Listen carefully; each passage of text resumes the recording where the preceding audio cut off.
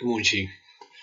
Today we're going to be thinking about the subject that God cares about our emotional well-being. God cares about our emotional well-being.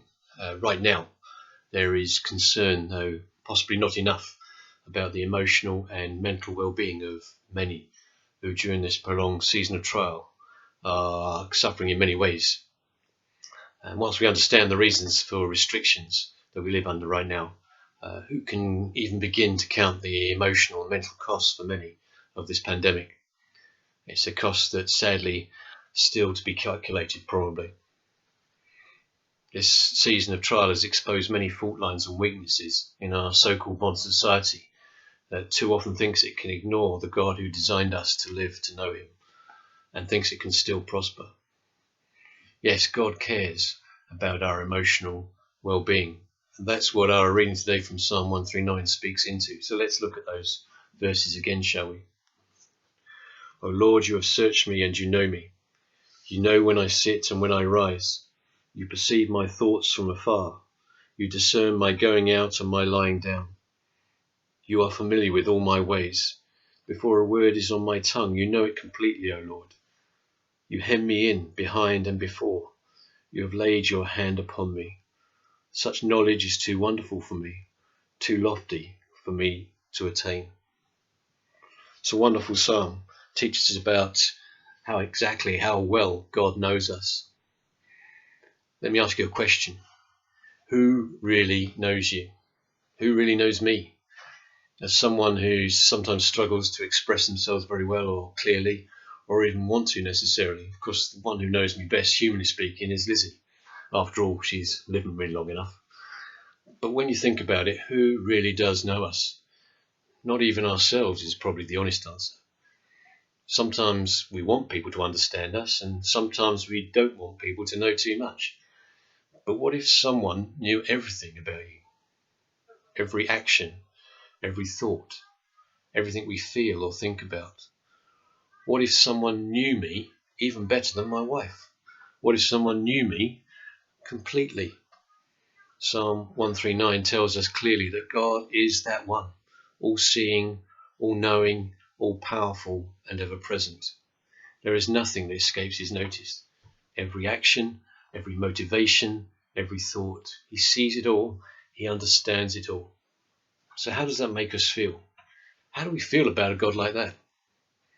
Let me give you a few things that if you Google about emotions, this is what comes up, or a few of the things that come up. It says this about our human experience, about emotions. It says, few things shape the human experience as much as our emotions. Even our perception of what is and isn't real can be altered by how we feel. You may agree with some of these, we may not. In the English language, there are over 400 words that describe different kinds of emotions. Many of them may be synonyms for one another, but it just goes to show how important feelings are to people. People have over 10,000 subtle facial expressions that can express their emotions. What's more impressive is that most people can pick up on those subtle changes. Emotions last even longer than memory. Many people can remember how they emotionally felt during a certain situation, even if the finer details are hazy. A lot of people preach having a positive mindset and are always trying to be happy 24/7. In fact, it's very mentally healthy to be sad sometimes. Being able to cope and process sadness is much better than pushing your negative emotions down deep. And finally, your physical health has a lot to do with how you feel emotionally. If you're in pain or have a chronic illness, it is natural to feel down in the dumps. Your emotions can also affect your physical body. Jealousy has been known to cause stomach aches, and stress can cause headaches. Well, I don't know what you feel about those things, which basically is human wisdom. But what does God say? Well, we go back to Psalm 139. Let's look at those verses, shall we? And see what it says to us about this wonderful God who knows us. In verse 1 it says, O Lord, you have searched me and you know me. How does that make us feel? God searches our hearts and discovers everything. That means he knows everything about us, every thought, every motivation, every doubt, every fear, every emotion he knows. How does that make us feel, honestly? You know when I sit and when I rise. You perceive my thoughts from afar, it says in verse 2. We cannot hide anything from God. He sees and knows everything. Does that make us feel good, or does that make us feel bad? I guess it probably depends on what we're doing or thinking at the time. In verse 3 it says, you discern my going out and my lying down. You are familiar with all my ways. He sees where we go, who we are with. He knows what wakes us up at night and why we are awake. And he knows our secret thoughts that no one else knows. Is that concerning, or is that comforting? Perhaps a bit of both is healthy. In verse 4 it says, before a word is on my tongue, you know it completely, O Lord. Increasingly, it seems that Lizzie reads my mind. We've been married that long. How many times have we thought the same thing or nearly said the same thing together? Yet God, even when we do not express thoughts, even when we control our speech, knows what's in our minds and in our hearts, what lies behind our words and our actions.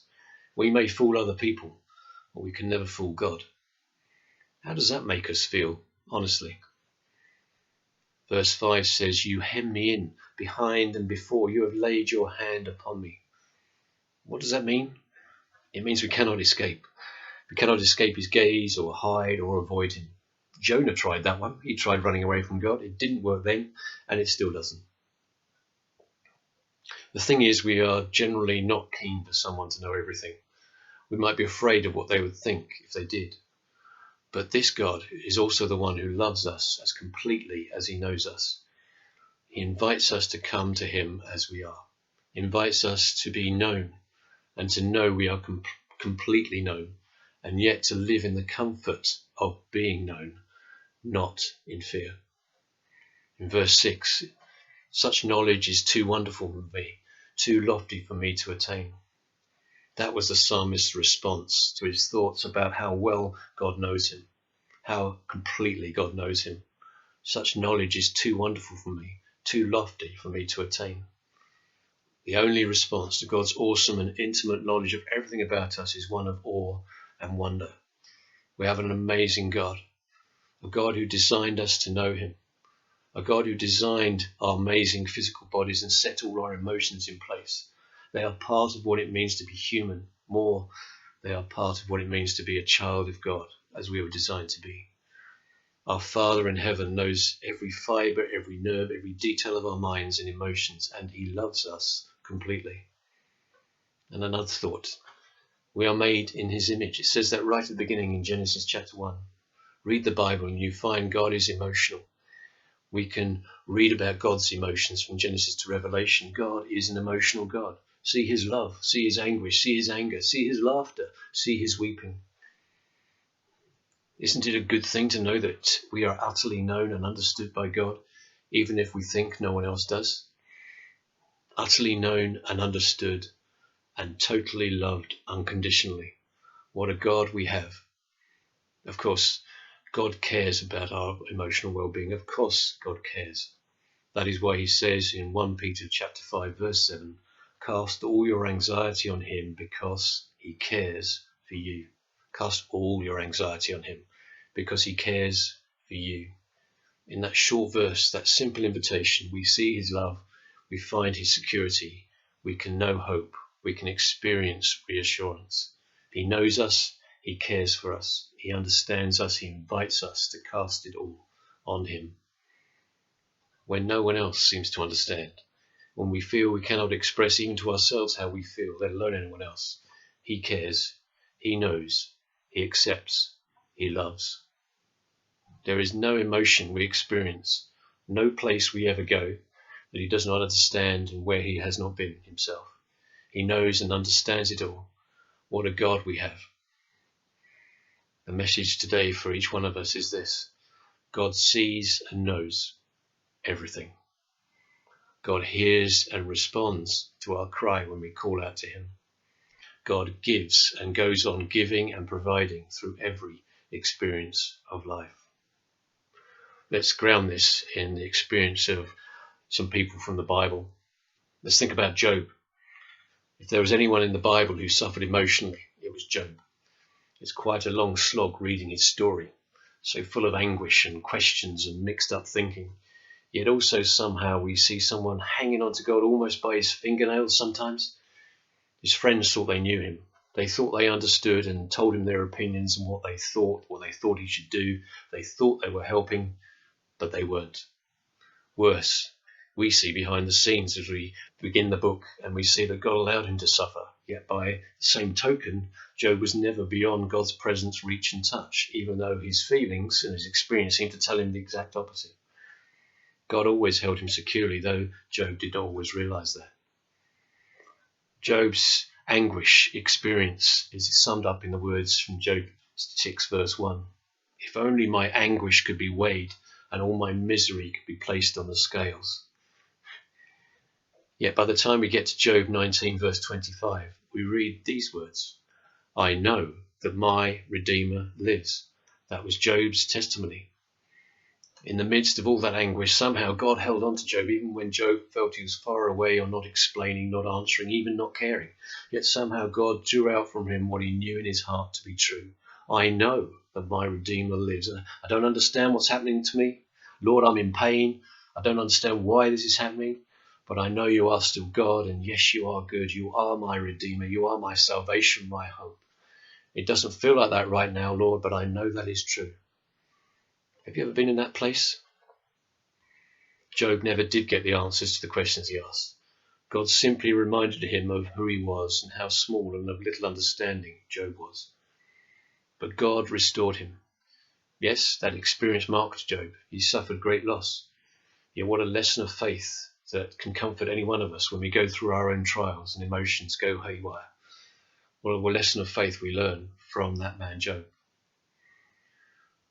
Then we can think about Elijah from 1 Kings chapter 18. Elijah, one of the big hitters of the Old Testament.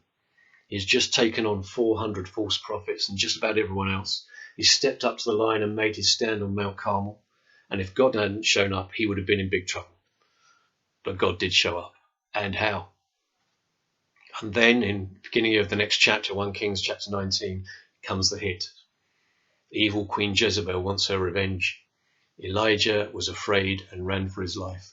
The very words at the beginning of 1 Kings 19. He was fearful. He was depressed, so much that he wanted God to take his life. He felt a failure. Nothing seemed to have changed as he had hoped. Evil was still winning. Big high to big low. He's alone in the desert. Yet he wasn't. God sends an angel. He provides for him, then sends him all the way across the desert to Mount Horeb and into a cave.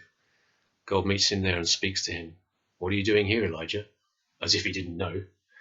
Elijah says he's done everything he'd been asked to do. Yet now he feels he's the last prophet and a failure at that. He's depressed. He cannot see a way out. He's emotionally drained and at the end of himself. God doesn't answer him directly, but gives him an experience of his presence that Elijah would never forget. There was a wind that tore the mountain apart and shattered the rocks. But it says that God was not in the wind. Then there was an earthquake, but God was not in the earthquake. Then fire, but God was not in the fire. Finally, a gentle whisper. It was God speaking to him. A gentle whisper, not a powerful thundering shout. God asks him a second time, what are you doing here, Elijah? Now, unfortunately, Elijah just trots out the same complaint, still swallowed up by his depression. But God does not scold or reprimand him. He simply says, go back the way you came. In other words, go back and carry on the work I've given you. You're not the only one left. Your life is not over. There is much for you to do still, so go, do it. You're still walking in my plan. I'm still in control. So which mountain experience, both of them highly emotional, left the most lasting impression on Elijah? Mount Carmel or Mount Horeb? Actually, there's no need to choose, is there? God meets us with the spectacular miracle and the big high experience of his awesome power, but he also meets us in the depths when we're in a mess and need to hear a gentle but strong whisper of encouragement and redirection. God understands and cares about our emotional well-being and meets us in all seasons of life. He never rejects us. He always seeks to move us on, but he won't necessarily spare us experiences we'd rather not go through, yet which are never out of his control. Painful as they are, They are the ones that so often deepen and refine our faith far more than the miraculous or the emotional highs of our journey with him. You don't have to go very far in the Psalms to hear deep emotions being expressed. Psalm 4, verse 1. Answer me when I call to you, O my righteous God. Give me relief from my distress. Be merciful to me and hear my prayer. The psalmist is struggling, and yet by the end of the psalm, he is saying, I will lie down and sleep in peace, for you alone, O Lord, make me dwell in safety. When we cry out to our God, he hears, and he meets with us, and he gives us peace. Psalm 5. Give ear to my words, O Lord. Consider my sighing. Listen to my cry for help, my King and my God, for to you I pray. And yet in the very next verse it says, in the morning you hear my voice. I lay my requests before you, and I wait in expectation. Again and again through the Psalms we see raw emotions expressed, yet we also see that even and especially in the depths of struggle, a renewed experience of God is found. Psalm 23, we know it so well. The Lord is my shepherd, I shall not be in want. He makes me lie down in green pastures. He leads me beside quiet waters. He restores my soul. God says, time out sometimes. He draws us away to be quiet with him. He restores us. Psalm 40. I waited patiently for the Lord. He turned to me and heard my cry. He lifted me out of the slimy pit, out of the mud and mire. He set my feet on a rock and gave me a firm place to stand. He put a new song in my mouth. Do you feel like you are slipping all over the place at the moment or in a slimy pit? Cry to him. He hears your cry. He will set your feet on a rock and give you a firm place to stand, a new song in your heart. The ultimate example, of course, is Jesus. Think of his experience in the Garden of Gethsemane just before he went to the cross. How can we possibly enter into the experience of Jesus? Both human like us, yet the Son of God. Think about his ministry. He showed every emotion. He knew anger, deep sorrow, temptation, rejection, abuse, pressure, spiritual oppression, opposition from men. And in that Garden of Gethsemane, he went through the most titanic battle like we will never experience, and won. He went on to the cross and he bought salvation for you and me. He understands our struggles. He has paid the price for our failings. And he gives us this invitation, going back to what he says in Matthew chapter 11. Come to me, all you who are weary and burdened, and I will give you rest. He sees, he knows, he hears our cry, he responds, he gives what is needed. God meets us in our honesty. God understands our emotional ups and downs. God gives all we need for any situation. Let's draw this together, shall we, as we conclude. God cares for our emotional well-being. He cares about and knows how you feel right now, how I feel right now.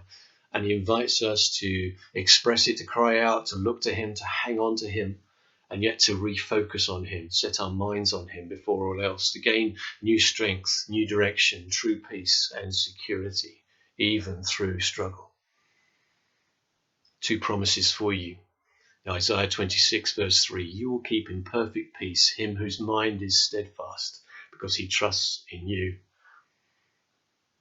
Proverbs 3, 5 and 6, trust in the Lord with all your heart and lean not on your own understanding. In all your ways acknowledge him and he will make your paths straight.